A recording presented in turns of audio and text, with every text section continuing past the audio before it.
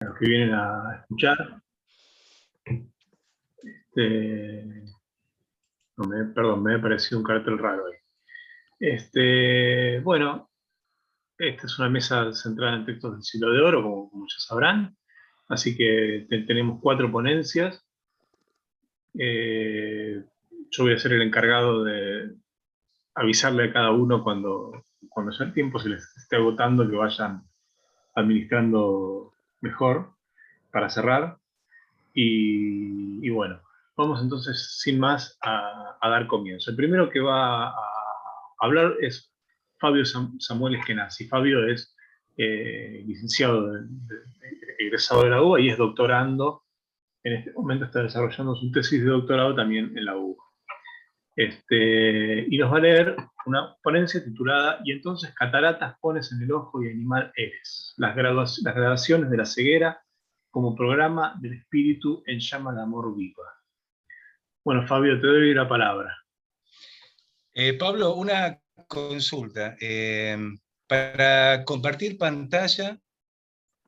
Deberías poder, abajo, ahí dice compartir pantalla. Hay un botón que dice Share Screen, en verde.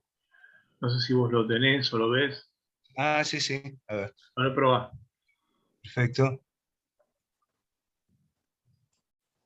A ver.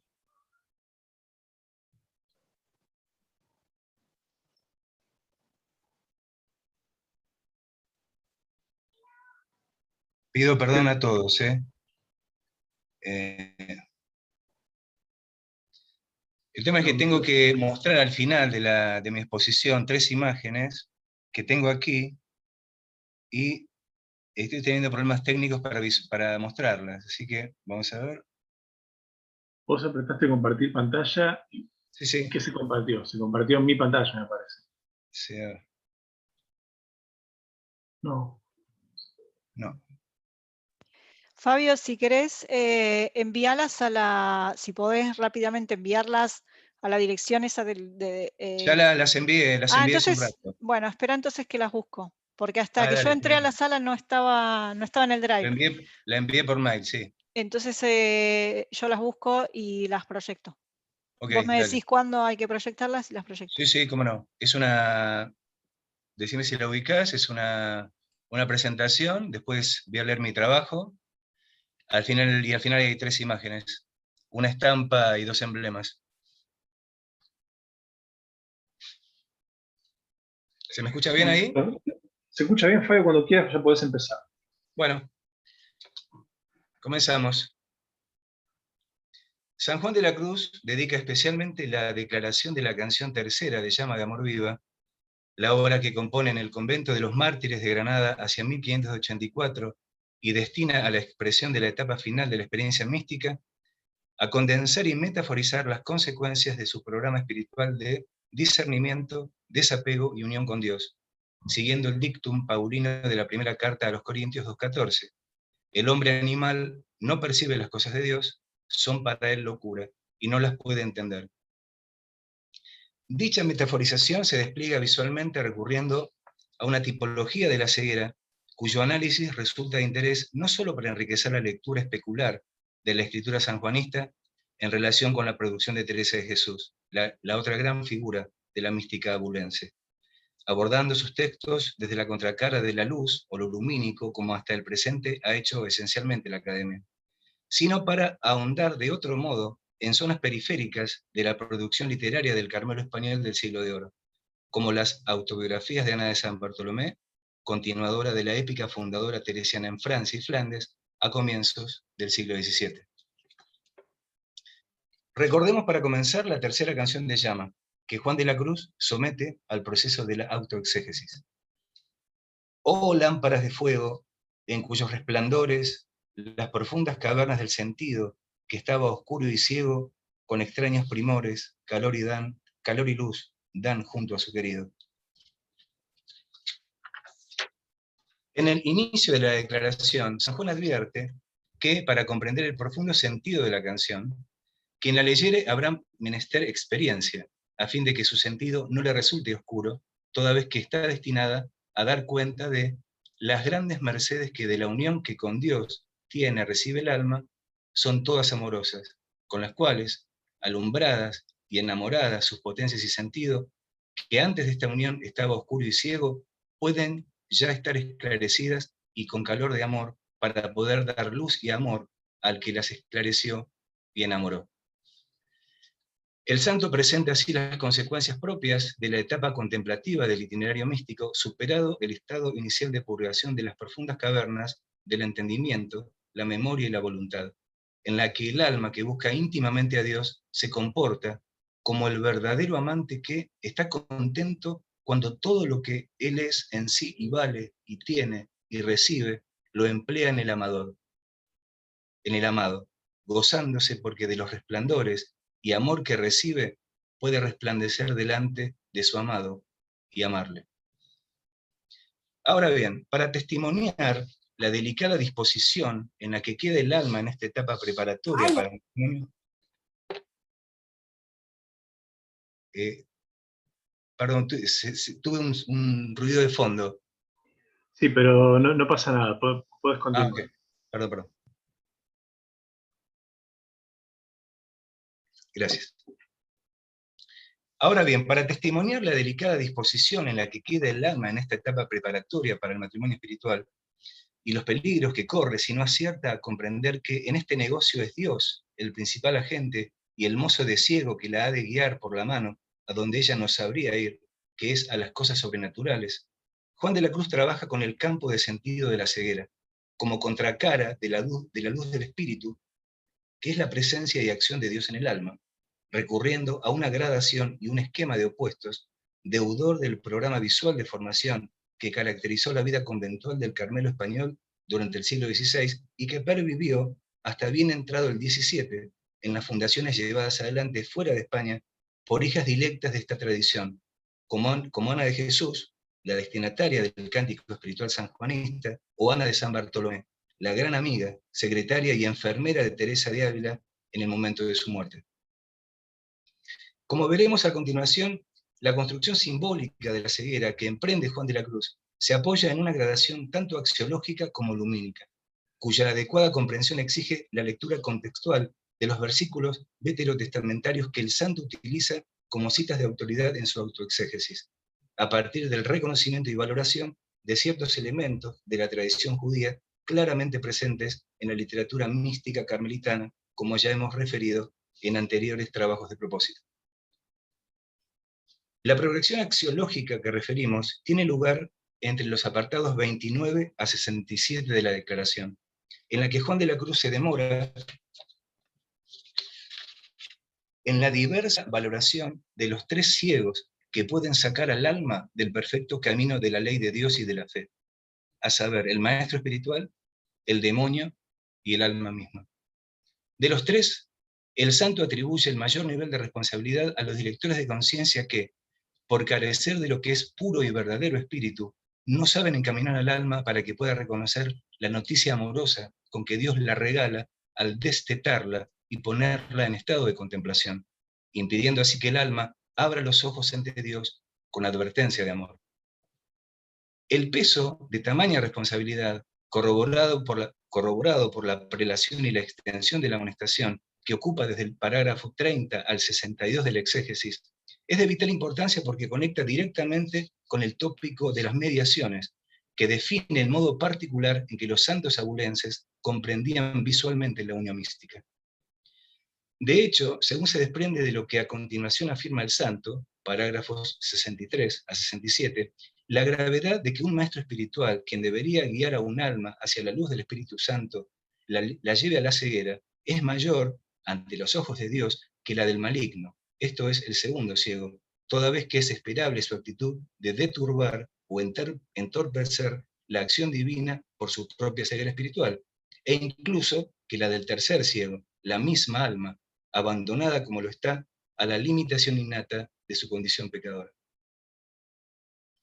En este punto, y en palabras del reformador, quienes por necia soberbia y presunción no aciertan a mediar para que el alma logre experimentar en su interior la noticia y comunicación de aquella figura que vio Ezequiel en aquel animal de 4 caras el aspecto de Dios que es como de carbones encendidos y lámparas, su sabiduría llena de ojos, de dentro y de fuera, que son las noticias divinas y resplandores de sus virtudes, a Dios grande injuria y desacato, metiendo su tosca mano donde Dios obra, porque le ha costado mucho a Dios llegar a estas almas hasta aquí, para poderles hablar al corazón, que es lo que Él siempre desea.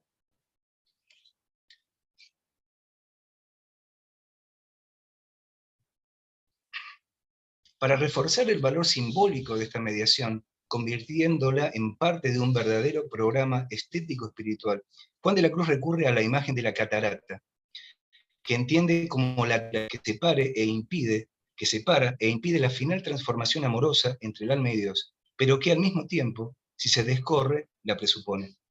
Lo que queda claro tanto por el énfasis con que asocia dicha experiencia con el tópico clásico del encuentro con la belleza del rostro de Dios, como por la ejemplaridad que encuentra para expresarla en Abraham y Moisés, dos de las figuras axiales de la tradición judía. Asimismo, y para referir lo que el alma puede esperar en esta vida si logra purgar por completo sus potencias, el santo desarrolla de una manera muy personal el conocido dictum paulino de primera a los Corintios 2:14, que en llama 3:74 rinde como el hombre animal no percibe las cosas de Dios, porque son para él locura y no las puede entender, afirmando: ¿quién pudiera decir cuán imposible le es al alma que tiene apetitos juzgar de las cosas de Dios como ellas son? Porque para acertar a juzgar las cosas de Dios, totalmente se ha de echar el apetito y gusto fuera, porque estando aquella catarata y nube sobre el ojo del juicio, el alma no ve sino catarata, unas veces de un color y otras de otro, como ellas se le ponen, y piensa que la catarata es Dios, porque no ve más que catarata que está sobre el sentido, y Dios no cae en el sentido. De donde cuando tú quieres apegar el apetito a las cosas espirituales y te quieres asir al sabor de ellas, ejercitas tu natural apetito egoísta, y entonces cataratas pones en el ojo y animal eres, y no puedes entender ni juzgar de lo espiritual.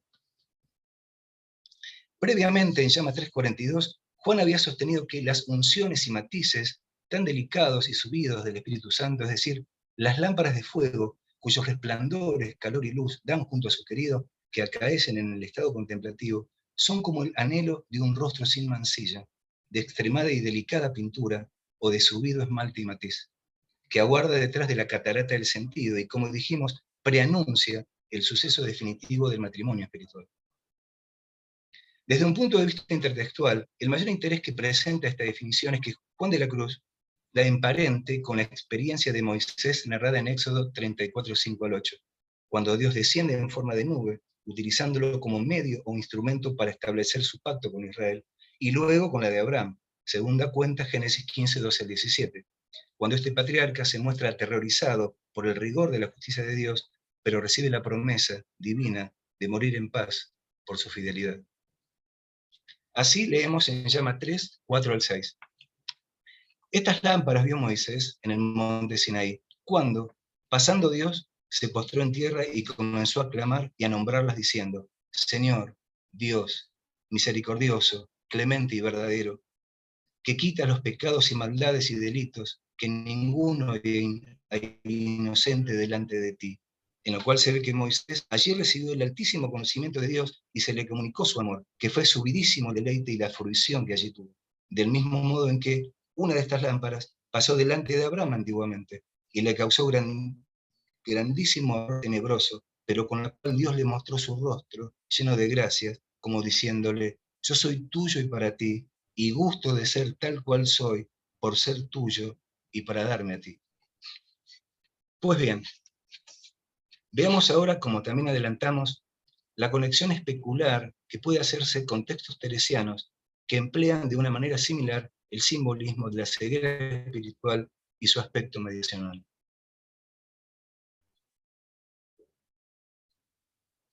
Hemos seleccionado para esta presentación, por obvias razones, solo unos breves ejemplos. Dos de ellos corresponden al libro de la vida, o el libro grande, como lo llamaba la santa, cuya segunda redacción compuso en su celda de San José de Ávila entre 1563 y 1565, después de la versión inicial que finalizó en Toledo en junio de 1562, tras haber fundado el primer monasterio de la Reforma del Carmelo. Como sabemos, el interés inicial que animó a Teresa de Jesús a escribir fue dar a conocer a sus confesores y consejeros, de la manera más exhaustiva e indubitable posible, las mercedes extraordinarias que Dios le concedía, con el fin de alcanzar la seguridad de que venían de él y no del demonio, como sospechaban algunos, y de que no eran tampoco fruto de una febril imaginación. En este espíritu la hallamos reconociendo en Vida 9:6 que tenía yo tan poca habilidad para con el entendimiento representar cosas, que si no era lo que veía, no me aprovechaba nada de mi imaginación, como hacen otras personas que pueden hacer representaciones a donde se recogen. Yo solo podía pensar en Cristo como hombre, mas es así que jamás le pude representar en mí, por más que leía su hermosura y veía imágenes, sino como quien está ciego o a oscuras, que aunque habla con una persona y ve que está con ella, porque sabe cierto que está allí, digo que entiende y cree que está allí, mas no la ve, de esta manera me acaecía a mí cuando pensaba en nuestro Señor. A esta causa era tan amiga de imágenes, desventurados de los que por su culpa pierden este bien. Bien parece que no aman al Señor, porque si lo amaran, holgáranse de ver su retrato, como acá aún da contento ver el de quien quiere bien. De este modo, Teresa da cuenta de una realidad esencial que está detrás de los ojos. Suele ser la vida en la ceguera u oscuridad del alma, siempre y cuando ésta finalmente confíe en que su entrega amorosa es el verdadero medio que reafirma el amor y la humanidad de Cristo. No es otra cosa lo que viene a decirnos más adelante, en Vida 25-21. Qué espantados nos traen estos demonios, porque nos queremos nosotros espantar con otros hacimientos de honras y haciendas y deleites. Mas si todo lo aborrecemos por Dios y nos abrazamos a la cruz y tratamos de servirle de verdad, huye el demonio como de pestilencia, porque él es amigo de mentiras y la misma mentira, y por lo tanto no hará pacto con quien anda en verdad. Cuando él ve oscurecido el entendimiento, ayuda a que se quiebren los ojos. Porque si a uno ve ya ciego en poner su descanso en cosas vanas, y tan vanas que parecen las de este mundo, cosas de juegos de niños, ya él ve que este es niño, y lo trata como tal, y atrévese a luchar con él una y muchas veces. El último ejemplo teresiano de este verdadero de amor místico, cuyas resonancias son reconocibles en otras zonas de la Escritura de la Santa, como por caso Moradas 1-3, lo aporta Camino de Perfección, la obra que Teresa compuso probablemente entre 1566 y 1567 como respuesta a los insistentes requerimientos de orientación de sus hijas, hermanas y amigas espirituales que trataban con ella en el convento de San José de Ávila. Allí leemos: Oh Señor mío, cuando pienso por qué de maneras padecisteis y cómo por ninguna lo merecíais, no sé qué me di de mí, ni dónde tuve el seso cuando no deseaba padecer, ni a dónde estoy cuando me disculpo. Ya sabéis vos, bien mío, que si tengo algún bien que no es dado por otras manos, sino por las vuestras, no soporto que haya en vuestra sierva cosa que no contente a vuestros ojos. Pues mirad, Señor, que los míos están ciegos y se contentan de muy poco. Dadme vos luz y haced que con verdad desee que todos me aborrezcan, pues tantas veces os he dejado a vos, amándome con enorme fidelidad. ¿Qué es esto, mi Dios?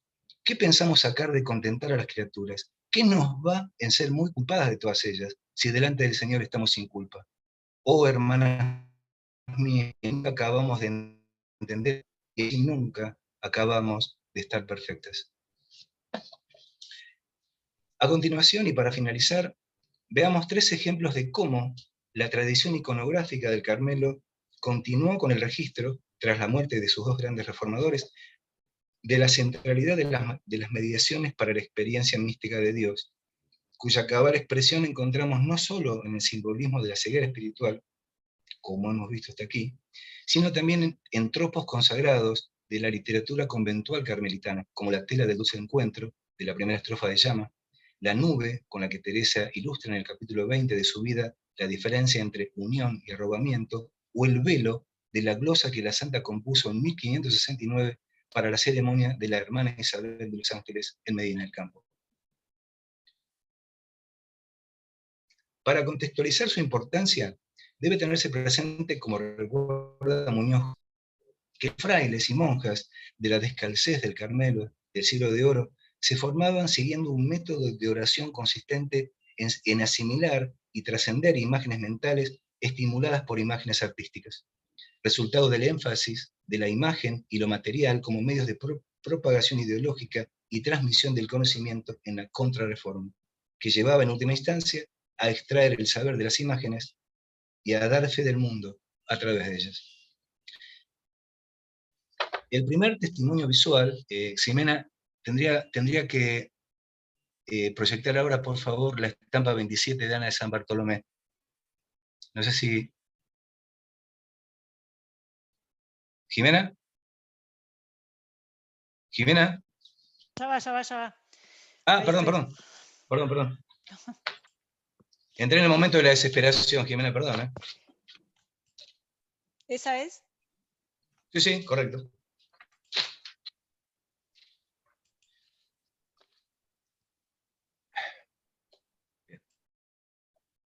El primer testimonio visual, decíamos entonces, que aquí compartimos, y que como aquellos con los que cerraremos esta ponencia, pertenecen a obras compuestas durante el siglo posterior al de la muerte de los dos grandes místicos abulenses, es la escena 27 del ciclo de la vida de Ana de San Bartolomé, de 1637 aproximadamente, perteneciente a la serie de estampas grabadas tan comunes en la época, que refieren los momentos más destacados de la historia de esta beata quien, tras la muerte de Teresa en 1582, formó parte del pequeño contingente de primitivas que, en 1604, partió a implantar el Carmelo teresiano primero en Francia, de cuyo convento de París fue priora entre 1605 y 1608, y luego en Flandes, donde en 1611 funda el de Amberes, en el que fallece en 1626. En este anónimo, que allí vemos, se da cuenta, como Ana misma testimonia en su autobiografía, de una visión que tuvo tras experimentar el desprecio que sentía por parte de quienes, durante su priorato parisino, traicionaban los principios teresianos. En sus palabras, esta beata refiere haber visto un lienzo lleno de crucecitas, como cuando mostraron a San Pedro una sábana llena de unas sabandijas pequeñas.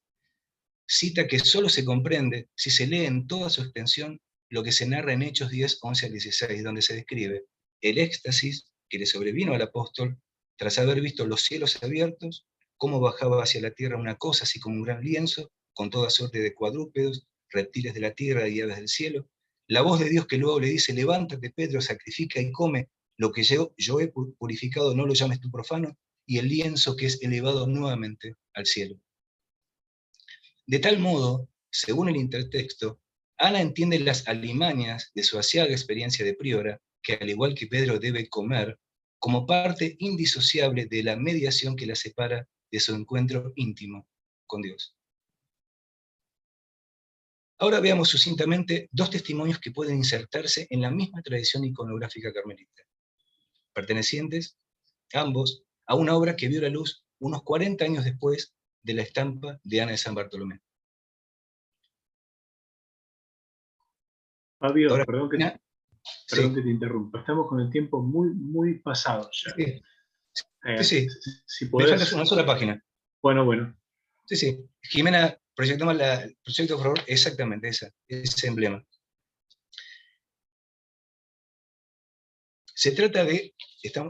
Son dos emblemas, los 11 y 13 de las representaciones de la verdad vestida, del mercedario Juan de Rojas y Auser, editada por primera vez en Madrid en 1677, con motivo del centenario de las moradas de Teresa de Jesús, pero en la que se acomete el estudio comparativo de la doctrina teresiana y sanjuanista.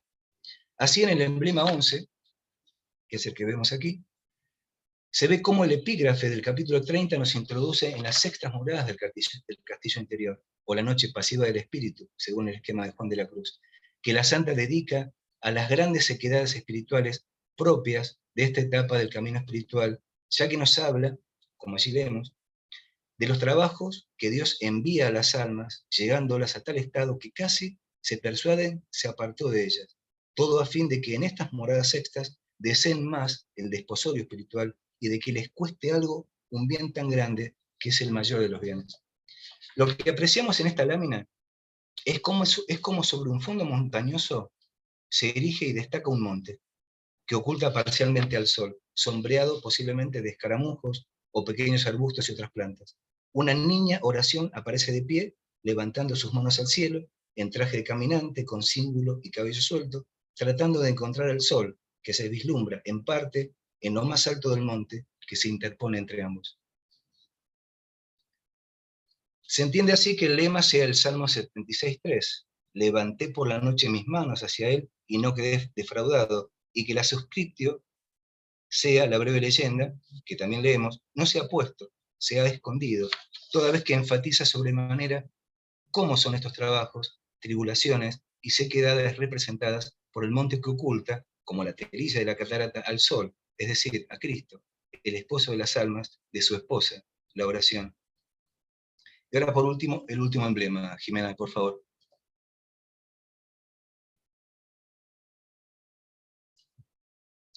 Y por último, vemos aquí el emblema 13, que nos presenta el retrato del alma que ha llegado ya a la vida unitiva, bajo la forma del fuerte y estrecho abrazo de Dios, que Teresa describe en las séptimas moradas, y Juan de la Cruz sintetiza magistralmente en Cántico. Se justifica así, como puede apreciarse, tanto el epígrafe del capítulo 37, y ya terminamos, que nos previene de que estamos ante el más subido grado de oración, es donde se une con Dios el matrimonio espiritual, cuanto la imagen central del divino esposo, aureolado y con alas de ángel que arremangado, abraza y quita las vendas de los ojos y oídos a su esposa, la niña oración. Así adquiere también sentido no solo el lema que leemos, como jumento he sido delante de ti, y yo he estado siempre contigo, sino y ante todo el epigrama. Con mi amante unida vivo, y aunque tan dichosa soy, no sé si en tu gracia estoy. Terminemos diciendo que, en definitiva, si en el tesoro de Covarrubias se recepta el vocablo catarata como lo que vulgarmente llamamos las nubes que se nos hacen en los ojos, o la telilla blanca que puesta delante de la niña del ojo nos priva de la luz, resulta claro, tras este largo recorrido, que la formidable capacidad del lenguaje de la mística aurisecular pudo construir, desde una acepción, todo un desafiante programa de amor por Dios. Muchas gracias. Bueno, Fabio, muchas gracias. Gracias a ustedes. Vamos a dejar las preguntas para lo último y vamos a pasar a la lectura de la segunda ponencia de esta mesa.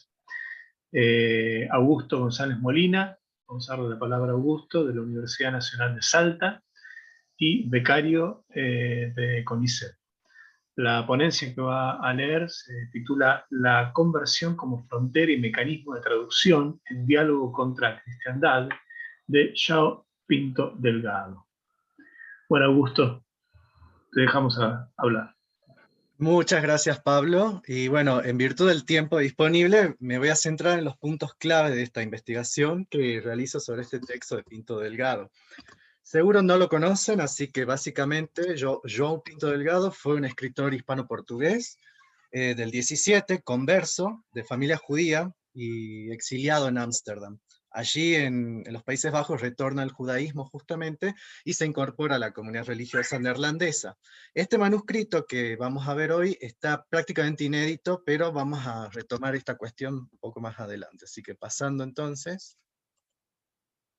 vamos a hablar un poco para contextualizarnos sobre la literatura de conversos. ¿De qué hablamos cuando hablamos de literatura de conversos como categoría?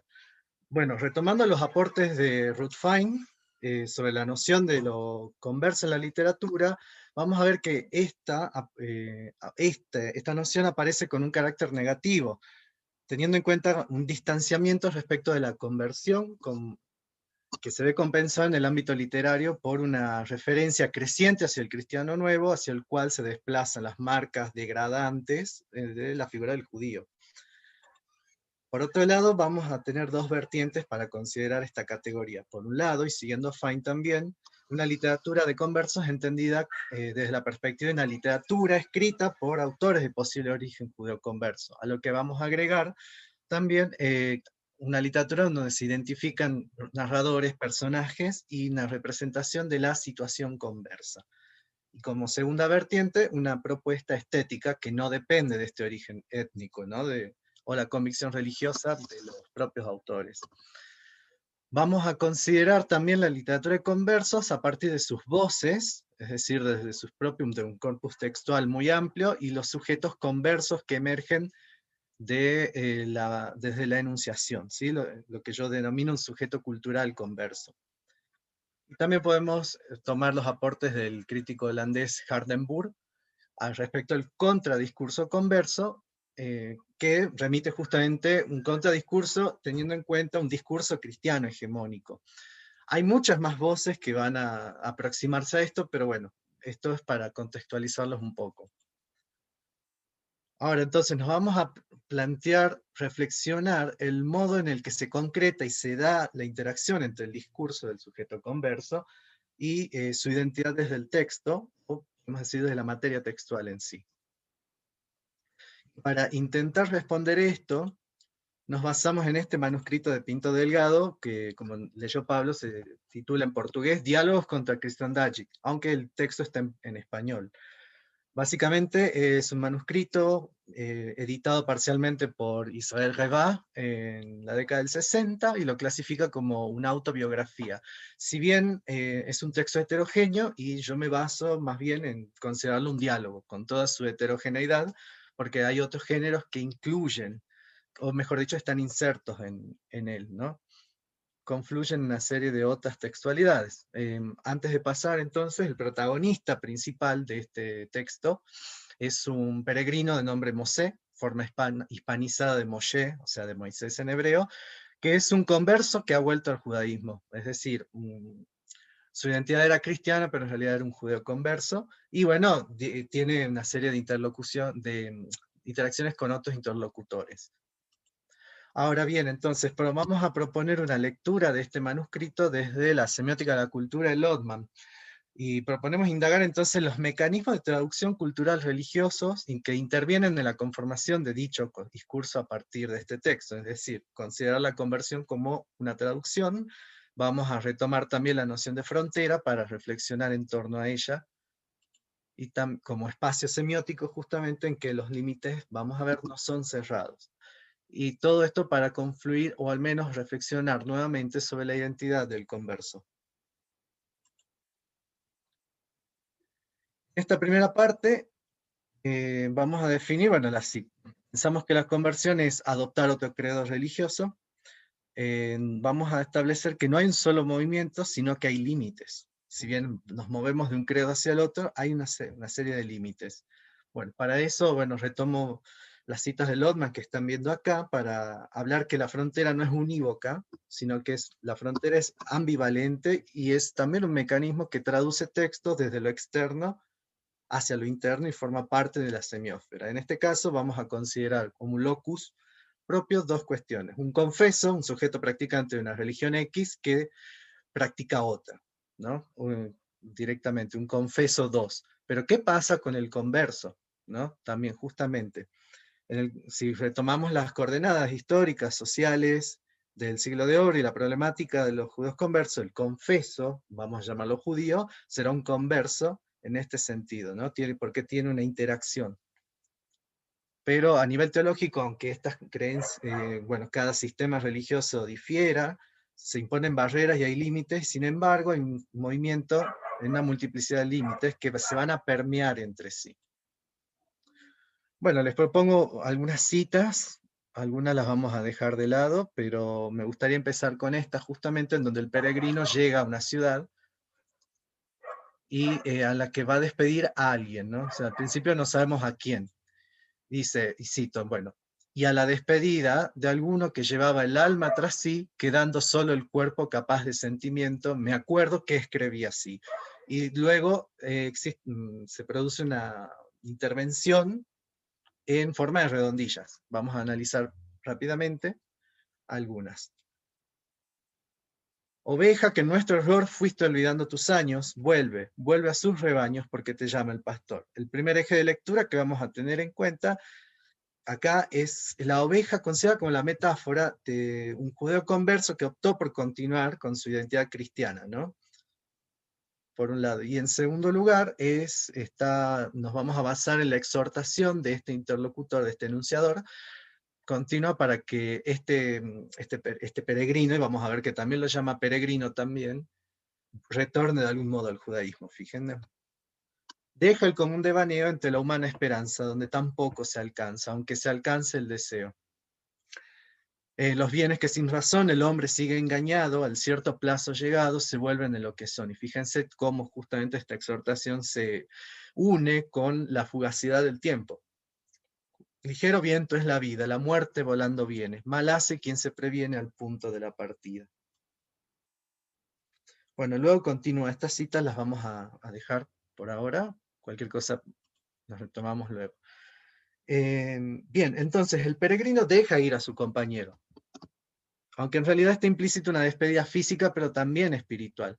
El reproche que se da en la conformación del olvido como aquel que sella la frontera, ¿no?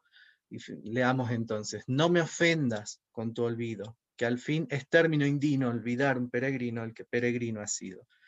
Y esta estrofa entonces es fundamental para entender la cuestión de que la frontera religiosa de un sujeto está a caballo entre lo confesional, ¿no? Entre la delimitación de un sistema de creencias específico, externo, y lo espiritual, es decir, el universo propio interno y los signos que atañen al comportamiento, digamos, interno.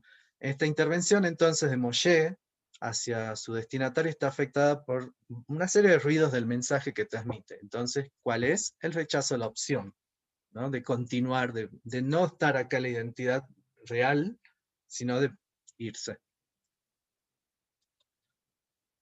Luego, bueno, acá también en estas citas vemos cómo esta frontera se puede, digamos, resolver de algún modo, y es permeable, porque lo que hace el peregrino es retomar algunas festividades y algunos hitos religiosos del judaísmo como parte de la identidad, ¿no? Habla por ejemplo, del tema del ayuno, la práctica religiosa. En ayuno y oración alcanzarás el perdón.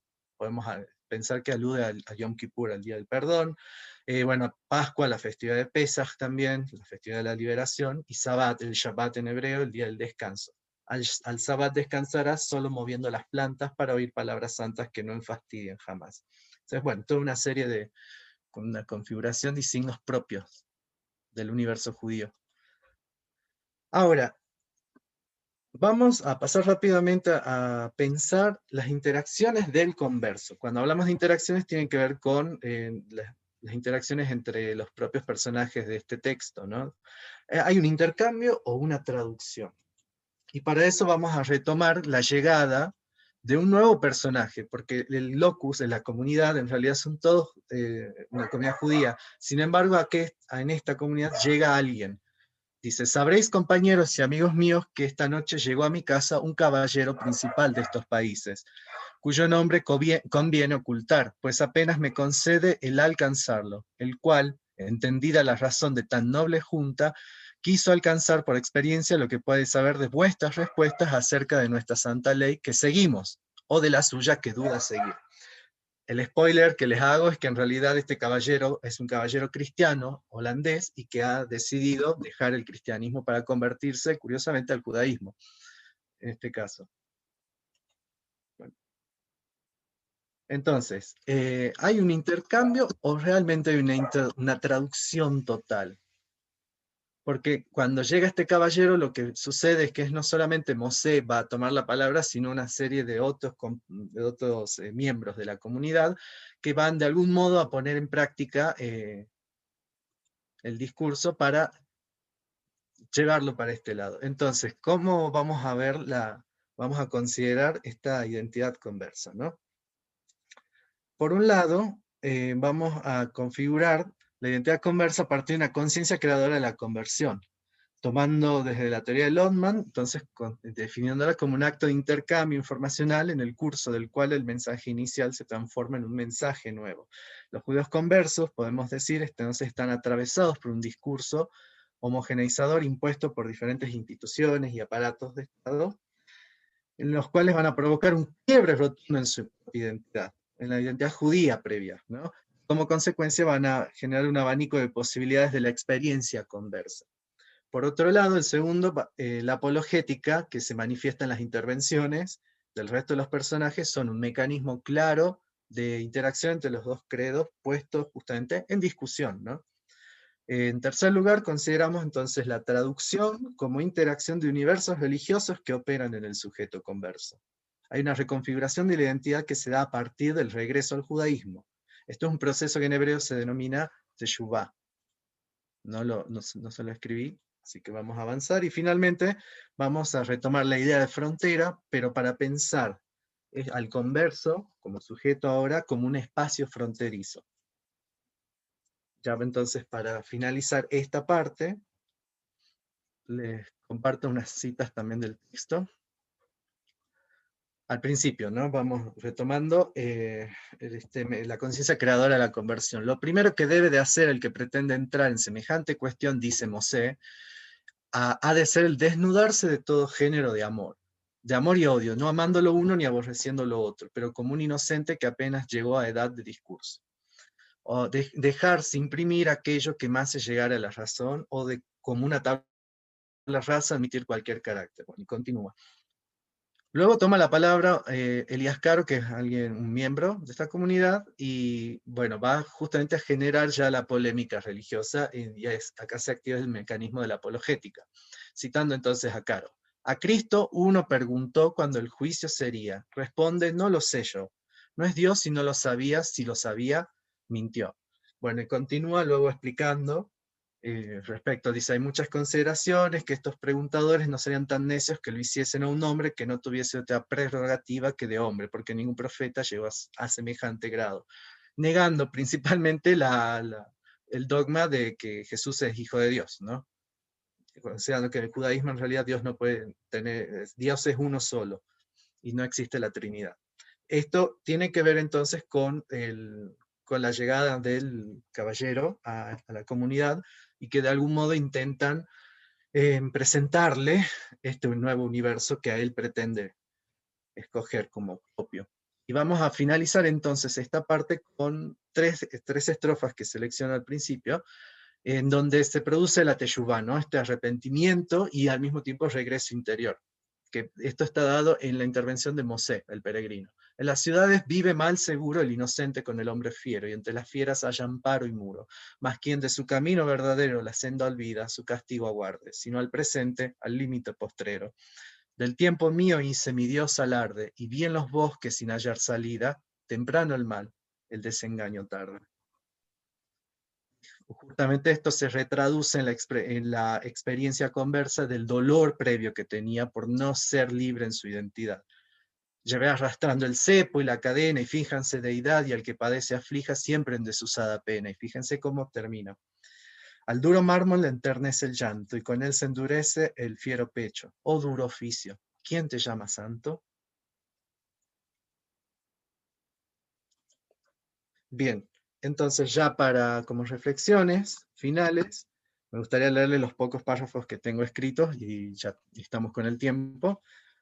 En conclusión, entonces, situándonos desde una perspectiva de la semiótica de la cultura, podemos abordar lo converso no solamente como una experiencia religiosa, sino más bien nos permite leer la conversión como una semiósfera constituida a sí misma por elementos heterogéneos. En el caso particular de la literatura de conversos, afirmamos que será posible una lectura de un corpus específico de autores judíos conversos que nos den cuenta de esta experiencia como situación conversa, retomando los aportes de Fine. Y de este modo es factible considerar el sujeto converso como un sujeto colectivo, el cual agrupa a otros dándole un carácter heterogéneo y abierto. Y al mismo tiempo, en el caso particular del texto de Pinto Delgado, vemos que sí existen mecanismos para pensar la conversión. Por un lado, la interacción es posible debido a que los personajes retoman discursos establecidos de cada espacio religioso para oponerlos, compararlos, y así abrir la discusión en torno a la conformación de cada frontera semiótica confesional. Y lo espiritual, por su parte, esta frontera es lábil y pasible de múltiples traducciones internas y externas. Y para finalizar, entonces, el sujeto converso constituye su propio espacio fronterizo a partir de lo textual. Pero esta frontera trasciende lo lingüístico y dará lugar a una serie de universos más complejos que van a posibilitar una reconsideración del canon del siglo de oro, español. Entonces, la literatura de conversos vista ahora como un espacio semiótico y de construcciones identitarias permanentes y abiertas. Eso era todo. Bueno, muchas gracias, Pablo. Muchas gracias, Augusto, y especial agradecimiento por haberte ajustado al tiempo. Muchas gracias. Bueno, vamos a pasar a la tercera comunicación, que la va a leer Juan Manuel Cavado. Juan Manuel es doctor por la Universidad de Buenos Aires, y su trabajo se titula Tratadística sobre la pobreza en el cierre del Guzmán de Alfarache, la traza paradójica en torno a la mendicidad en la vuelta a Sevilla. Bueno, Juan Manuel, te dejo la palabra. Bueno, muchas gracias. Buenas tardes para todos. Se escucha bien, ¿no? Sí. Vale. La vuelta a Sevilla de Guzmán se encuentra asignada por el decenio que fuerza al protagonista a pagar sus cuentas pasadas. Retorna a su madre y a la ermita de San Lázaro, que lo vio partir como un niño pobre, y lo ve regresar como un hombre casado y próspero.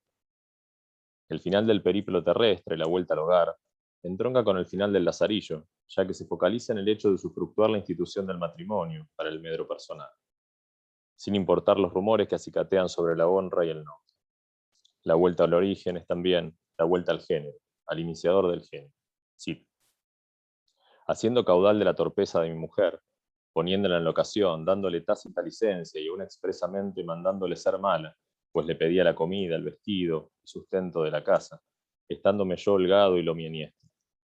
Que por tener para jugar 6 escudos quisiese mancharlos de mis armas y nobleza, perdiendo lo más dificultoso de ganar, que es el nombre y la opinión.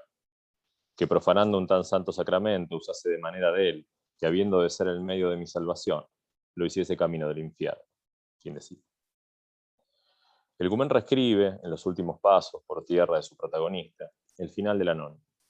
No ya de manera ambigua y para hacer callar a las habladurías, sino de forma explícita, condenando abiertamente el usufructo de la institución matrimonial en pos de la prostitución de la consorte. En consonancia con ello, satura la descripción y explicitación del eje conceptual y elusivo del caso lazarillesco, dejando asentada la más ostensible mercadería del sexo femenino, convertido en objeto de intercambio. Cito: ¿qué juicio tiene un hombre que a ladrones descubre sus tesoros? Loar en las conversaciones, en presencia de aquellos que pretendían ser galanes de mi esposa, las prendas y las partes que tenía, pidiéndole y aún mandándole que descubriese algunas cosas ilícitas, pechos, brazos, pies, y aún, quiero callar, que me corro de imaginar, para ver que viesen si era gruesa o delgada, blanca, morena o roja. Fin de cita. La venta del sexo de su mujer, en términos tan descarnados que fuerzan una pausa en la narración, una autocensura efímera, muestra un corrimiento central con respecto al discurso de Lázaro, que más allá de encontrarse en una situación similar, aunque con menos intermediarios, trata desde su enunciación biográfico-culpatoria de insinuar el caso sin explicitar, defendiendo su honra ante los murmullos, forzando una escritura para el silencio. Guzmán, en cambio, hace patente su tercería para condenar frente al lector la práctica que no fue sentenciada en el origen del género de forma manifiesta. El error más grave de Guzmán, según sus propias consideraciones, es poner a su esposa bajo la égida de su madre, que si bien conoce a la perfección el oficio, limita las libertades de gracia. Esta finalmente se marcha con un capitán de galera, llevándose todas las pertenencias del protagonista y sumiéndolo otra vez en la indigencia. A partir de ese momento, Guzmán no solo retorna a su origen geográfico, sino también a su primer oficio, volviendo a conectar pobreza y delincuencia bajo la égida de la estructuración que rige la primera parte. Cito: faltó que vender, dinero que comprar, halléme roto sin que me vestir, ni otro remedio con lo que ganar, sino con el antiguo mío. Fin de cita. Al reencontrarse con el oficio, la última gran estafa de Guzmán vuelve a centrarse en la dicotomía entre la verdadera y la falsa mendicidad. Recordemos que el gran debate sobre la pobreza de 1545, entre Domingo de Soto y Juan de Robles, había puesto en el centro de esa discusión a la figura del pobre verdadero extranjero. Soto argumentaba en pos de que no se siga cerrando el círculo represivo sobre la pobreza, identificando sin más a mendicantes falsos y foráneos, pues no se ajustaría a derecho expulsar a los pobres de las ciudades por el solo hecho de ser extranjeros. Soto se muestra explícita y abiertamente en contra de la prohibición de tránsito que pesaba sobre ellos en las nuevas disposiciones.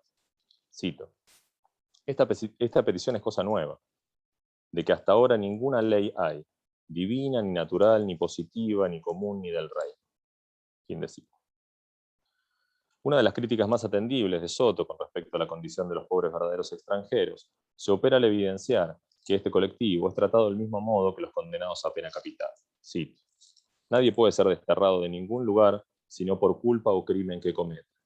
Y esto es cosa notoria, porque el destierro es pena, y tan grave, que la ley la estima por capital o propinquo a capital. Fin de cita. No resultará extraño, entonces, a partir de la necesidad de ese injusto y asimétrico tratamiento legal, que los tratadistas posteriores, por ejemplo Pérez de Herrera, íntimo amigo de Alemán, traten de caracterizar a los pobres mendicantes extranjeros como posibles enemigos, espías, asesinos o herejes. Las diversas estrategias ideológicas tendientes a negativizar a este colectivo particular se relacionan en gran medida con la necesidad de que en el ideario del lector se opere la justificación de penas equivalentes a la capital sin juicio previo sobre un estrato social que todavía revestía un aura de positividad en el imaginario cristiano. Es el caso particular de Robles, antagonista de Soto en el debate, que en las conclusiones de su texto, Remedio de los verdaderos pobres, se caracteriza al mendicante extranjero como un espía y un oximorónico pobre rico, responsable de la fuga de capitales. Cito: que se excusa que muchos extranjeros de estos reinos no saquen de ellos el dinero que sacaban en traje de pobres remendados, viendo de ello en sus tierras como hombres ricos, como se ha hallado de muchos. Allende que muchas veces en aquel hábito venían muchas veces espías al reino, más que en otro alguno. Fin de cita. Libertad de tránsito o coacción, y destierro de los mendicantes que no se reconozcan como naturales. Amparo legal o pena capital sin juicio previo. Sobre estas variables se encontrará tensionado el pobre verdadero extranjero a mediados del siglo XVI. Volviendo al Guzmán, entonces, y teniendo en cuenta este contexto previamente esbozado, vemos como Alemán capitaliza los tópicos que ungían la positividad de este tipo de pauperismo, y pergeña así la traza final de su protagonista para deconstruirlo. Al igual que en el caso del pobre florentino, deformado por su padre al nacer, que acumula una fortuna, lo que se busca con esta secuencia es minar con la sospecha incluso el caso excepcional. El acto caritativo supremo, el del pobre que da todo lo que tiene por persistir en su condición de elegido de la divinidad, con la particularidad paradojal de ser un pobre extranjero que en realidad es un natural que no ha develado su identidad. Sí, porque cuando Guzmán vuelve a Sevilla, solo su madre, ¿sí?, lo reconoce y aún con dificultad.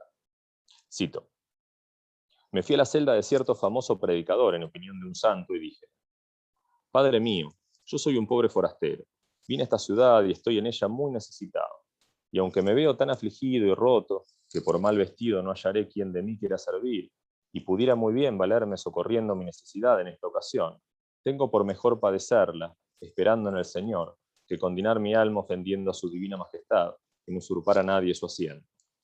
No permita el Señor que bienes ajenos me saquen de trabajos corporales, dejándome dañada la conciencia. Yo salí esta mañana de mi casa, y hallé esta bolsa en medio de la calle.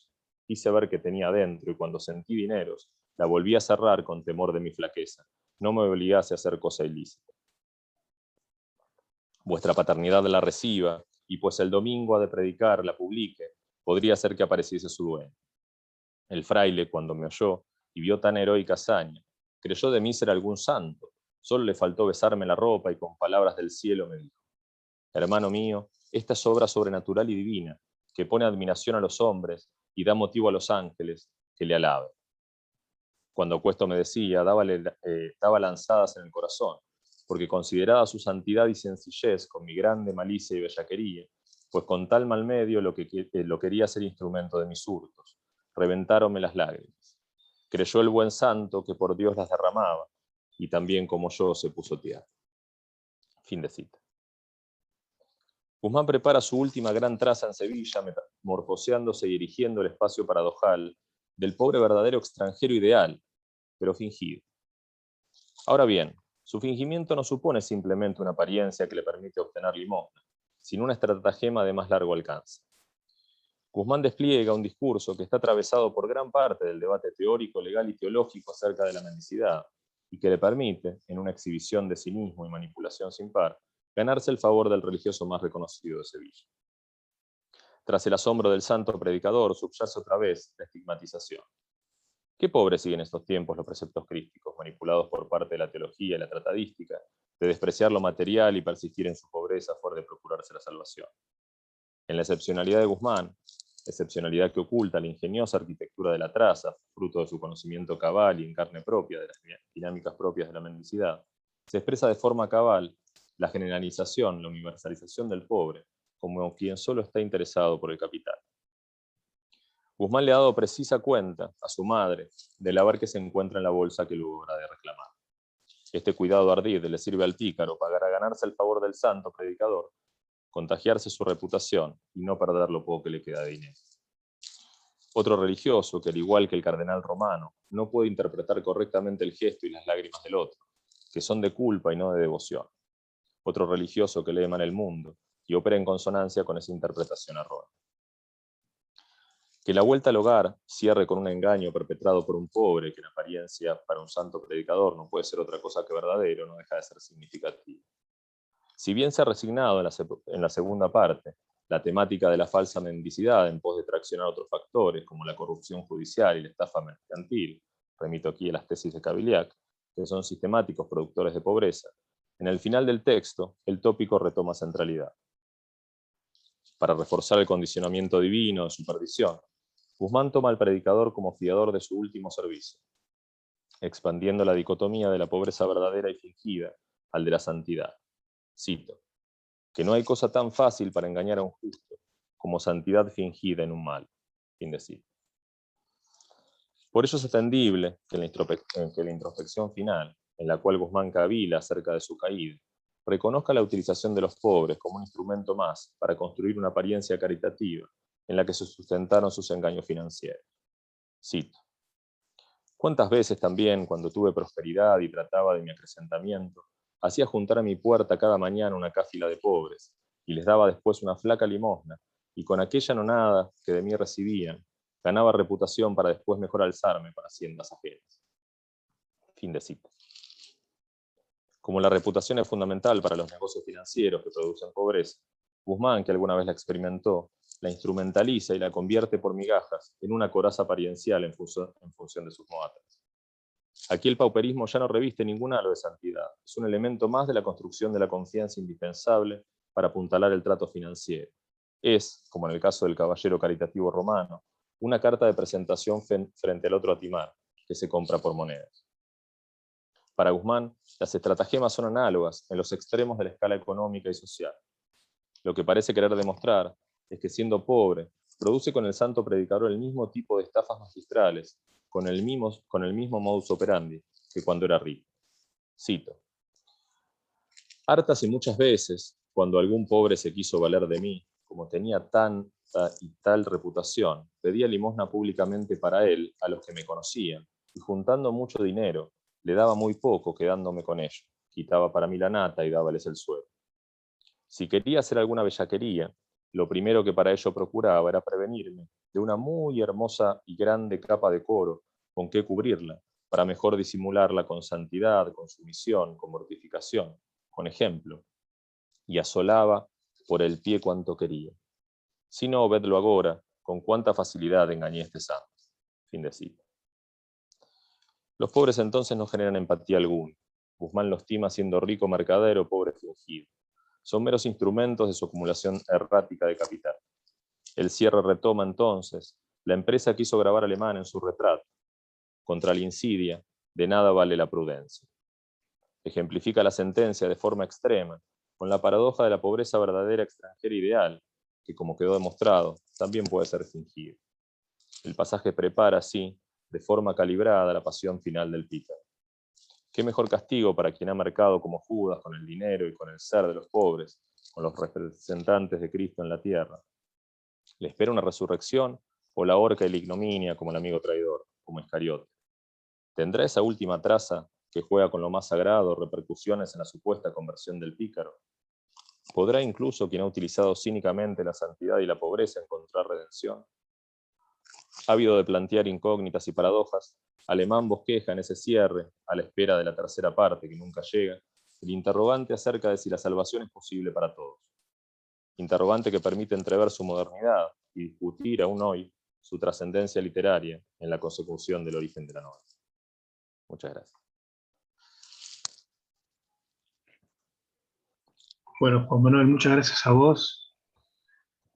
Bueno, nuevamente gracias por respetar el tiempo. Y bueno, vamos a pasar a la última comunicación y después dejamos abierto el espacio para las preguntas. ¿Se escucha bien? Perfecto. Muy bien. Bueno, yo soy Pablo Saracino, para los que no me conocen, soy doctor por la Universidad de Buenos Aires y ayudante de la Cátedra de Literatura Española 1 de Edad Media. Bueno, estoy acá de visitante, digamos, en el siglo de oro. El trabajo que voy a leer se refiere a las fuentes apócrifas en la historiografía española de la temprana modernidad. Bueno, comienzo. Dice, los avances en materia historiográfica que el humanismo irradia desde Italia comenzarán a impactar de modo muy gradual, aunque sostenido, en la península ibérica hacia fines del siglo XV, no solo en las obras de temática histórica, preferentemente escritas en latín de esta época, sino también en tratados teóricos que buscan definir los métodos y alcances del trabajo del historiador, tema recientemente estudiado en profundidad por Silvina Vidal, a cuyo excelente trabajo remito. Partiendo de un imperativo ideológico que señala a Castilla como un reino de fundamental relevancia, no ya solo en el ámbito peninsular, sino incluso a nivel europeo, la utilización de fuentes antiguas hasta el momento no mencionadas, comienza a ser un elemento que define las crónicas a partir de la obra de Sánchez de Arévalo. Por su parte, el historiador catalán Joan Margarit y Pau, formado en Italia, hace uso de este tipo de fuentes en pos de destacar la importancia de los reinos peninsulares a través de la creación de un pasado venerable.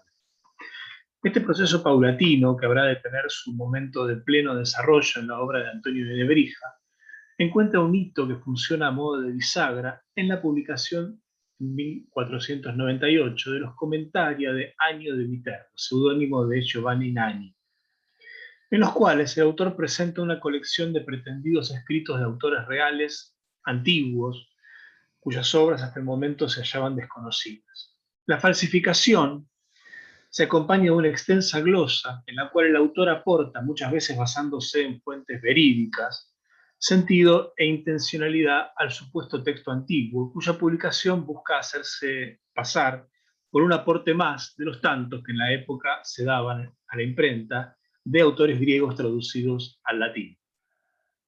El tercer libro del volumen es presentado como el texto auténtico de la crónica de Beroso el Caldeo, quien vivió entre los siglos IV y III a.C., y de quien solo han sobrevivido algunos fragmentos de la obra dividida en 3 libros, que abarca desde el diluvio hasta la época de Alejandro, los cuales no son, lógicamente, los que presenta Año de Viterbo en esta edición.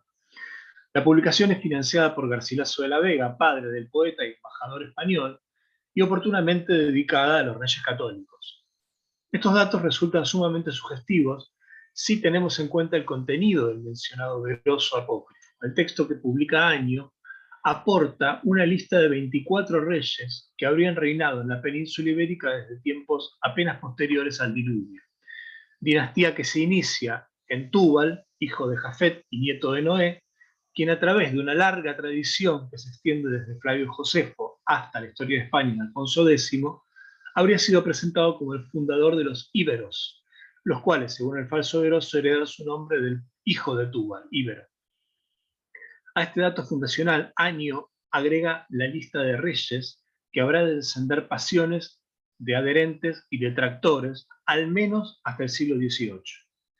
En términos ideológicos, es necesario contextualizar la publicación en su coyuntura específica. La unidad y la proyección imperial de la España en los reyes católicos reclama un relato mítico que pudiera ser equiparado al de otros imperios de la región, razón por la cual esta continuidad entre la monarquía reinante y los más arcaicos registros, basados nada menos que en los textos bíblicos, es plenamente solidaria con dicha demanda histórica.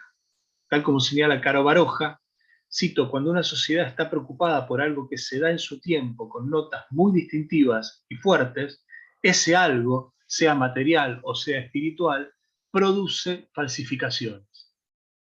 La lista de Año no solo se constituye como un argumento a favor de la unidad de España, sino que también aporta un posible origen para varios topónimos que se asemejan a los nombres de los diferentes monarcas, de los cuales el autor deriva su etimología. La práctica historiográfica, como señalábamos, recurre de a poco a las fuentes antiguas, pero también a los testimonios arqueológicos que se hallan desperdigados a lo largo y ancho de la península, cuyas inscripciones son compiladas y publicadas en síloges epigráficas que claramente los autores españoles conocen, aunque estos no se limitan a aceptar sus corpora, sino que los enriquecen con una pesquisa personal, más o menos fructífera según el caso, y evaluando a partir de sus propias experiencias las aseveraciones de autores como Plinio o Estrabón. De esta manera, el rol del historiador ya no se limita al conocimiento de las fuentes y a sopesar su valor, sino que ellos mismos se erigen como acrecentadores de esa información que los tiempos antiguos brindan a través de sus registros directos. Será Ibáñez de Segovia, férreo opositor a la crónica de Veroso, quien acusará al fraile Juan de Rihuerga de ser, cito, el primero que empezó a manchar nuestras historias con los mentidos reyes de Veroso que introdujo en su nombre Juan Áñez. Esto es un texto de 1671. ¿Sí? A pesar de no haber sido nunca impresa, la crónica de las antigüedades de España de Rihuerga, redactada hacia 1527, actualmente guardada en un manuscrito en 1496 de la Biblioteca Nacional de España, tuvo cierta difusión e influencia. El texto de la crónica consiste en un resumido compendio de hechos reunidos en un relato ciertamente fragmentario, que a medida que avanza en su desarrollo se torna por demás escueto y esquemático. Hacia el final prácticamente tiene el estilo de los anales, ¿no? Por un año y los hechos fundamentales. Efectivamente, la crónica sigue de cerca lo expuesto por Año, pero a la fabulosa lista de Veroso se agrega aquí la que supuestamente aporta un texto que ha dado mucho material a la especulación. Rihuerga hace referencia a una obra de Dextro, de la cual tiene conocimiento a través de un autor moderno, ya que confiesa no haber podido consultar el original. En efecto, el texto histórico, según el testimonio de San Jerónimo en De Viricis Illustribus, habría sido el autor de una omnímoda historia, oportunamente perdida, para provecho de los falsarios. Tal como sucedió a fines del siglo XV con el falso Veroso de Año, una centuria después, es decir, a fines del siglo XVI, esta práctica brinda un segundo caso, acaso más fabuloso que el anterior. Nos referimos a la redacción por parte del jesuita Jerónimo Román de la Higuera de un testimonio de esa omnímoda de Dextro, que hiciera circular de forma manuscrita a partir de 1594, en una primera versión que permanecería inédita hasta tanto Nicolás Antonio la publicara al final del segundo tomo de su Biblioteca Hispana Vetus. El texto sería impugnado inmediatamente como falso por Juan Bautista Pérez, obispo de Segorbe, pero más adelante, una vez fallecido el obispo, el texto conoce ya una primera impresión en Zaragoza en 1619, seguido de una supuesta continuación de Máximo, obispo de Zaragoza, que cronológicamente lo completa. El texto de este pseudo-Dextro abarca desde el año 1 hasta el 430 de la era cristiana y contiene, entre otras cuestiones de gran incumbencia, información crucial respecto de la predicación del apóstol Santiago en la península. La edición contó en 1627, unos años más tarde, con el entusiasta aval del respaldo erudito de Rodrigo Caro, del respetado erudito Rodrigo Caro, quien publicó una edición comentada por él mismo del texto. La técnica de falsificación de Román de la Higuera asumía en ocasiones cierta complejidad, ya que solía encargarse de sostener la autenticidad del texto mediante la redacción de nuevos apócrifos. Un ejemplo es la supuesta carta de Luis Prando, subdiácono del arzobispo de Toledo, quien, huyendo de una España recientemente invadida por los moros, halla en el monasterio de Fulda, Alemania, un manuscrito con el texto de Dextro, del cual copia y completa y remite, ¿no?, al obispo visigodo Regimundo. La versión de la carta coincide con la supuesta misiva que a través de la cual Tomás de Torralba en 1594 le informaría a Román de la Higuera del hallazgo de una copia antigua de Dextro que procediera del monasterio fuldense. Es decir, traza toda una red a través de textos apócrifos que explicarían la presencia en España de este texto. De todos modos, 70 años antes de esta falsificación, esto es lo curioso, ¿no?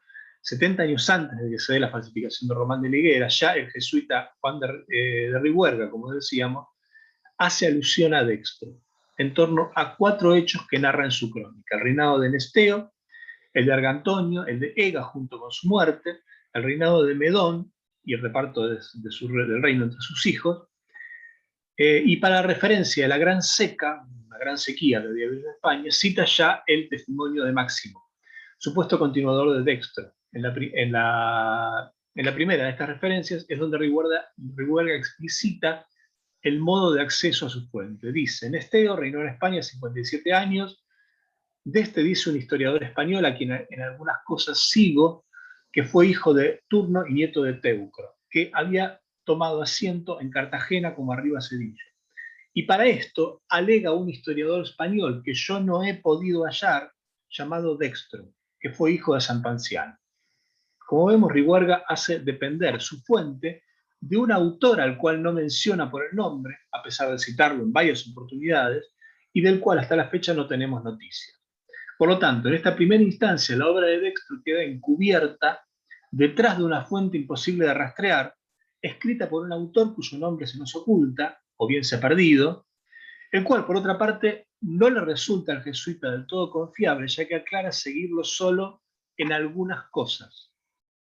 En cuanto al contenido de las obras de Dextro mencionadas, primero por Ribuerga en 1527 y luego, a fines de la centuria, por Román de la Higuera, es necesario apuntar una diferencia muy evidente. El Dextro de Ribuerga aporta una lista de reyes de tiempos remotos, muy anteriores a la cristiandad, mientras que, como ya hemos señalado, el de Román de la Higuera se encarga de transmitir información a partir del año primero de nuestra era. De todos modos, uno y otro se presentan como continuados por Máximo, obispo de Zaragoza. El siguiente autor que hace referencia a este testimonio de Dextro, anterior al difundido y harto discutido texto de fines del siglo XVI, es el arcediano de Ronda, Lorenzo de Padilla. El conjunto de su obra es amplio y diverso, abarcando temáticas como la geografía, la genealogía, la historia y el derecho. En esta oportunidad nos interesa señalar su obra historiográfica, la cual conoció al menos 4 versiones entre 1538 y 1570. Entre los manuscritos conocidos de estas crónicas de historias de antigüedades de España, se ha considerado como el más antiguo aquel que privilegia Sirot en su trabajo clásico de 1914, dedicado a la obra del arcediano, es decir, el manuscrito 2775 de la Biblioteca Nacional de España. Dicho manuscrito es la fuente de una copia directa que se conserva en la Biblioteca de la Real Academia de la Historia bajo la asignatura 9-1932, la cual está fechada a mediados del siglo XIX y dice ser, cito, copia fiel sacada de su original, el cual se escribió en 1538. Dicha datación, junto con el juicio de Sirot, de que era la más antigua, ha hecho que la crítica considerara el manuscrito como el primer eslabón de una tradición que conocerá su versión final en un impreso que suele fecharse a raíz de una glosa, porque no tiene datos de edición, en 1570. Nuestras investigaciones pudieron establecer, gracias al cotejo caligráfico de la mano, que glosa todo el manuscrito, que este ha sido íntegramente corregido por el propio Padilla. Se trata de un código, de un códice de autor, digamos, ¿no? Lo cual lo convierte en un testimonio único del modo a través del cual el arcediano reelaboraba constantemente su obra. Por otra parte, en 1669, el polémico cronista José Pellicer dio a la imprenta, con toda clase de elogios, acaso excesivos, el libro primero de las crónicas de Padilla, es decir, aquel que se corresponde con la historia más antigua de España, hasta la batalla de Sagunto inclusive. En su texto introductorio, Pellicer afirma que el manuscrito original fue escrito en 1538, otra vez. Ahora bien, el hecho curioso que ninguno de los pocos investigadores que abordaron el tema dejó de advertir es que el texto que publica Pellicer difiere notoriamente del transmitido por el manuscrito de la Biblioteca Nacional de España. Por este motivo, debía concluirse que el texto de Pellicer fue íntegramente refundido para su publicación. Tal fue el panorama hasta tanto el profesor Charles Fulhaber, quien más, ¿no?, nos contactara a raíz del descubrimiento de un códice mal catalogado en los fondos de la Bancroft Library en Berkeley, que él juzgaba relacionado con nuestras investigaciones. El manuscrito, de una sigla complicadísima, vamos a llamarlo simplemente B, del cual, o sea, un análisis rápido de este manuscrito, del contenido, nos permite establecer la plena correspondencia entre el texto del manuscrito B y el publicado por Pellicer en 1669. Por lo tanto, el texto original al que se refería Pellicer era el de B y no el de la Biblioteca Nacional de España, como se pensaba hasta el momento. En cuanto a la fecha real de este manuscrito, por el momento solo tenemos una clave. En la dedicatoria se menciona al rey Carlos V como invictísimo emperador Augusto Carlo Máximo africano, gálico, toscano, germánico y sajónico rey de España. El último de estos agnómina sajónica es el que fija la fecha más tardía, ya que se refiere al conflicto de Esmalcada desarrollado entre 1546 y 1547 contra los príncipes protestantes en el territorio germano de Sajonia. Por lo tanto, el testimonio de N1 debe ser fechado al menos una década después que el de B. Resulta necesario traer a colación esta digresión, algo ardua, acerca de la distancia que se debe establecer entre los testimonios de B y de N1, a causa del tratamiento particular que da Padilla a los datos aportados por supuesta obra de Dextro. A simple vista, puede comprobarse que ambos testimonios reproducen las referencias a Dextro que ya presentara Rihuerga, situación que ha convencido a la crítica de que Padilla había tomado dichos elementos directamente de su predecesor, a quien, por otra parte, cita en reiteradas oportunidades en la versión de B, y por consiguiente en la edición de Pellicer. Otro dato curioso para señalar es que Padilla, al reformular toda su obra en la versión de N1, realiza dos movimientos claves. Por un lado, elimina todas las referencias a Rihuerga, el cual ni siquiera es incluido en la extensa lista de autores que presenta al comienzo. Por otra parte, Padilla agrega un pasaje en el cual se refiere específicamente a las condiciones en las cuales tuvo acceso al texto de Dextro. Dice: esta obra que escribió de Estero fue historia dedicada al emperador Teodorio II y alguna parte yo he habido de cierto cuaderno. Como puede apreciarse, Padilla se encarga de explicitar que su conocimiento de la obra es fragmentario, solo ha tenido en su poder alguna parte de cierto cuaderno, pero al mismo tiempo no da ninguna especificación de su paradero, cosa que sí hace con otras fuentes. Solo sabemos que dicho cuaderno ya no se encuentra en su poder, por lo tanto, borra toda referencia a Rihuerga, se atribuye al mismo la consulta directa de un material al que el jesuita reconocía no haber podido acceder más que a través de testimonio secundario. Pero todavía hay un detalle más que desconcierta en Padilla. Tal como ya hemos señalado, al hacer referencia a la Gran Seca, Rihuerga ya declara estar recurriendo al testimonio del supuesto máximo. Sin embargo, en este punto Padilla se permite una distinción. Dice: la Gran Seca fue, según Dextro, en tal año, pero según Máximo, 200 años después. Entonces lo que tenemos acá es una diferencia entre ambos testimonios, ¿sí? Con lo cual, Padilla lo que está haciendo es mostrando que él no está manejando nada más que el texto de Dextro, sino que además tiene por otra parte el texto de Máximo, distinción que en la obra de Rihuerga no aparece. Entonces, perdón que estoy abreviando para terminar porque estoy pasadísimo. O sea, ambos autores han sido siempre cuestionados por la crítica, a pesar de que la obra de Padilla puede haber realizado aportes valiosos fundamentalmente en el conocimiento de la materia epigráfica de la zona de Antequera.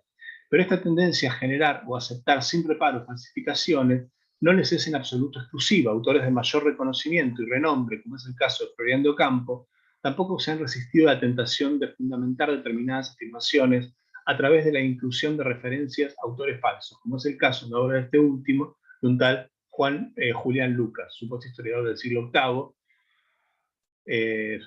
Del mismo modo, Ocampo, si bien cuestiona la lista de los reyes de Veroso de Año de Viterbo, los acaba por incluir en su historia. Los casos apenas esbozados en esta comunicación no son más que elocuentes ejemplos de una tendencia bastante generalizada, enmarcada en un proceso de descubrimiento de la antigüedad a través del testimonio de sus ruinas y del conocimiento de sus fuentes, aunque muy pocas veces de primera mano, sino más bien a través de una acumulación de referencias transmitidas por autores modernos. Es decir, la puesta en práctica de ese método al que Pellicer alude en 1666 y del cual considera pionero en España Lorenzo de Padilla. Indagar en esta clase de procedimientos echa luz acerca de las urgencias puntuales de cada contexto en función de establecer un horizonte ideológico dentro del cual la historiografía será la encargada de brindar los elementos fundacionales de los principales pilares que rijan el presente, haciendo uso de las técnicas más novedosas de la disciplina para legitimar las ficciones de las cuales la historia se ha sabido nutrir siempre. Bueno, mil disculpas por haberme extendido más de lo debido. Debía dar el ejemplo y hice todo lo contrario. Bueno, sin embargo, nos quedan unos 10 minutos para hacer algunas preguntas. Abrimos entonces el espacio para comentarios y preguntas de todos nosotros.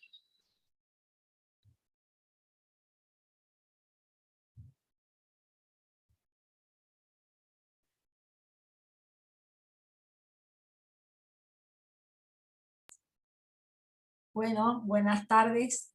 Buenas tardes. ¿Qué tal? ¿Cómo estás? Quizá para romper un poco la línea de fuego, digamos, quería hacer un comentario que de alguna manera me despertaron las dos ponencias de Fabio y de Augusto. Es decir, al escucharlas a continuación, pensaba cómo, según el caso, hay que leer en forma biselada las escrituras veterotestamentarias, ¿no? Porque estaba pensando cómo Fabio veía todo ese intertexto del Antiguo Testamento en la mística, y veía cómo en el caso de Augusto muchas veces es como un camino de ida, de vuelta y de ida nuevamente hacia las escrituras antiguas. No sé, a ver qué les parece a ustedes. Yo me quedé pensando cómo se pueden resignificar los mismos textos de acuerdo con el posicionamiento del sujeto, ¿no? No sé cuál de los, si quiere opinar alguno de los dos. Fabio, estás muteado. A ver. Hola, Augusto. Tenés que responderle a tu directora. En segundo lugar lo hago, te toca a vos primero.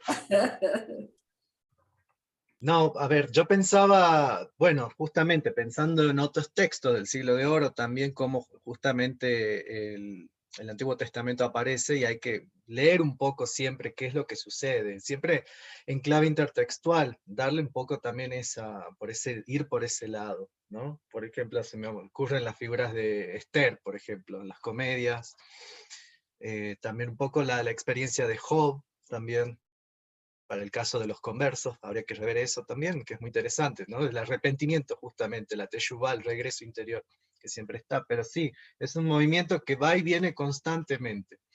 Yo también soy de la misma idea. Sí, Marcela, lo que yo puedo agregar es que en el caso puntual de los místicos del siglo de oro español, lo que resulta muy interesante es muchas veces la constatación que por detrás de sus desarrollos tienen muy presente, digamos, tienen una conciencia clara de elementos de la tradición judía, sobre todo pensando en el tema de la teshuvá, tienen muy presente el tema del temor de Dios, que todo el tiempo resuena en los escritos, todo el tiempo resuena. Así que bueno, comparto tu opinión, Marcela, de que hay